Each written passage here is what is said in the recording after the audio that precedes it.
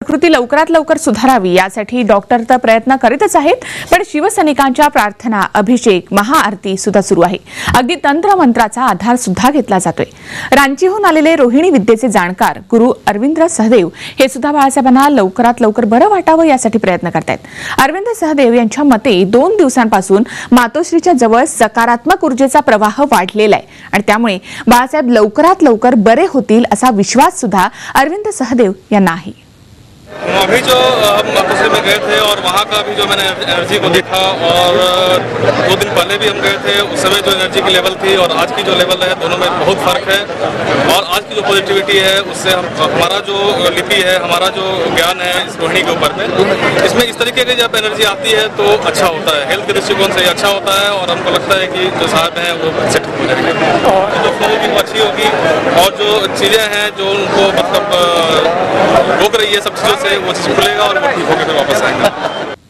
बाळासाहेबांच्या प्रकृतीमध्ये सुधारणा व्हावी यासाठी रोहिणी विद्येचे जाणकार जे आहेत अरविंद सहदेव हे सुद्धा प्रयत्न करतायत. नेमकी रोहिणी विद्या काय आहे ते आपण जाणून घेऊयात. आपल्या बरोबर आहेत रोहिणी विद्येचे जाणकार गुरु अरविंद सहदेव.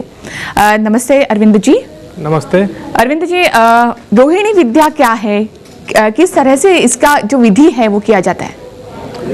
रोहिणी विद्या जो है वो हमारी पुरानी भगवान शिव से जारी की हुई विद्या है. और ये विद्या जो है हमारी पुरानी जो पांडुलिपियां हैं हमारे देश की जो खुदाई से मिली है उसमें ये विद्या जो है वर्णित है. और ये विद्या मुझे वहाँ से मिली और इसका मैं अध्ययन पिछले 25 वर्षों से कर रहा हूँ. इस विद्या में ये बताया गया है कि हमारा जो पूरा संसार है, जो पूरा ब्रह्मांड है, ये एक यंत्र है. और ये जितने भी ग्रह नक्षत्र जो घूम रहे हैं पूरे ब्रह्मांड में, ये सभी के बीच एक यांत्रिक योग है. और जितनी भी चीज़ें हैं दुनिया में, और जो चीज़ें दिखती है जैसे पहाड़ हैं, नदी है, नाले हैं, समुद्र है, कॉन्टूर्स है, ये जितनी भी चीज़ें हैं उनमें एक संकेत होता है, एक सिंबल होता है जी.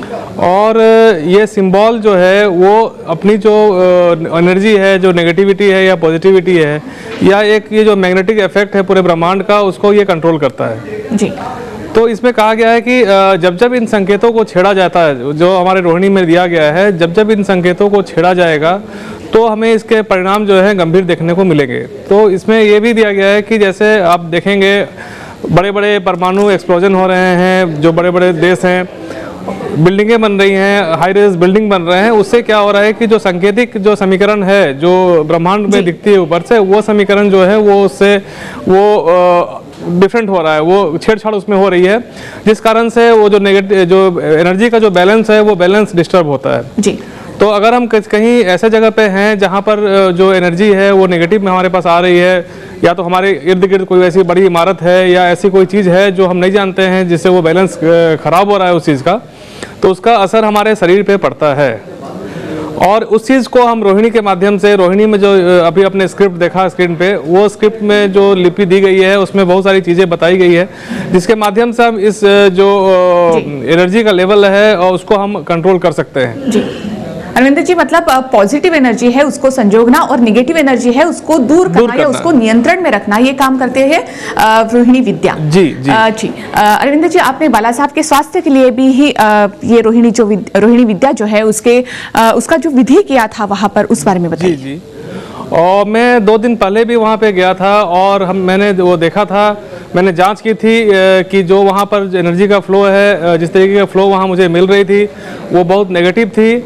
और उसको जांच करने के बाद मैंने उसका वो जो इक्वेशन है उसको मैंने सेट किया, और करने के बाद मैं पूरी प्रयास कर रहा हूँ कि उनके स्वास्थ्य पे जो लाभ हो, स्वास्थ्य लाभ हो. और इसके बावजूद आज जब मैं गया मातोश्री में, और जब आज मैंने देखी, और जो लेवल था, जो फ्लो थी एनर्जी की, वो बिल्कुल बदली हुई थी और अच्छी एनर्जी हमें मिल रही थी. तो जब भी ऐसी अच्छी एनर्जी मिलती है तो हमने ये देखा है कि वहाँ पर स्वास्थ्य के दृष्टिकोण से हमने सफलता पाई है. जी.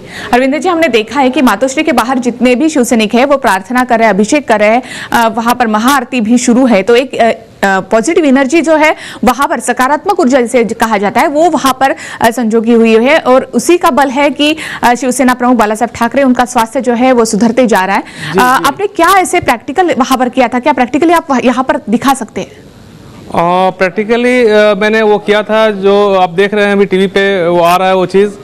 वो सूर्य से और जो ये हमारी विधि है, रोहिणी में जो ये विधि दी गई है, उससे हमें ये प्रतीत हो आता है कि ये जो एनर्जी का लेवल है वो किस तरह का है, हमारे इर्द गिर्द एनर्जी कैसी जा रही है। और अब मैंने देखा उस समय कि जो एनर्जी का फ्लो था वो बहुत काफ़ी पॉजिटिव थी 2 दिन पहले के जो मैंने देखा था, उस हिसाब से काफ़ी पॉजिटिव थी आज की एनर्जी। और इस तरह की एनर्जी जब मिलती है तो वहाँ पर अच्छा ही होता है। अरविंद जी, इसके पहले रोहिणी विद्या का उपयोग आपने कहाँ पर किया था? रोहिणी विद्या का उपयोग मैंने, जब मेरी उम्र 12 साल की थी और मैं अपने पिता से बोला था कि हमारी एक ज़मीन हुआ करती थी गांव में और वहाँ पर खेती नहीं होती थी, तो मैंने अपने पिताजी से बोला था कि बाबा, अगर ये जो रोहिणी की स्क्रिप्ट है उस स्क्रिप्ट को अगर हम ज़मीन में लिख देंगे और उसको डिजाइन कर देंगे उस स्क्रिप्ट को, तो फसल होने लगेगा। तो उस पर मेरे माता पिता ने मुझे पागलखाने लेके भर्ती करा दिया था। जी जी जी। तो बाद में जब डॉक्टरों ने देखा कि दिमाग में कोई चीज़ नहीं है, और मैंने उसका प्रयोग किया था, और प्रयोग करने के बाद से जो फसल है वो काफ़ी अच्छी हुई थी फसल। तो इस जो यंत्र का प्रयोग हम पूरे ब्रह्मांड का, पृथ्वी के ऊपर भी कर सकते हैं और एज वेल एज इंसान के ऊपर भी हम कर सकते हैं इसका जो प्रयोग है। जी, धन्यवाद अरविंद जी, आपने जो बातचीत की इसलिए। धन्यवाद। रोहिणी विद्या काय आहे ते आपण जाणून घेतलेले आहे आणि रोहिणी विद्येच्या माध्यमातून एक पॉझिटिव्ह एनर्जी, सकारात्मक ऊर्जा जी आहे ती एकत्र केली जाते आणि त्यामुळे आपण शिवसेना प्रमुखांसंदर्भात म्हणायचं झालं तर मातोश्रीच्या बाहेर शिवसैनिक प्रार्थना करतायत, संपूर्ण देशामध्ये प्रार्थना सुरू आहेत आणि हीच सकारात्मक ऊर्जा आहे जी बाळासाहेबांना मिळते आणि म्हणूनच बाळासाहेबांची तब्येत जी आहे ती सुधारत जाते असं उद्धव ठाकरे यांनी सुद्धा म्हटलेलं होतं।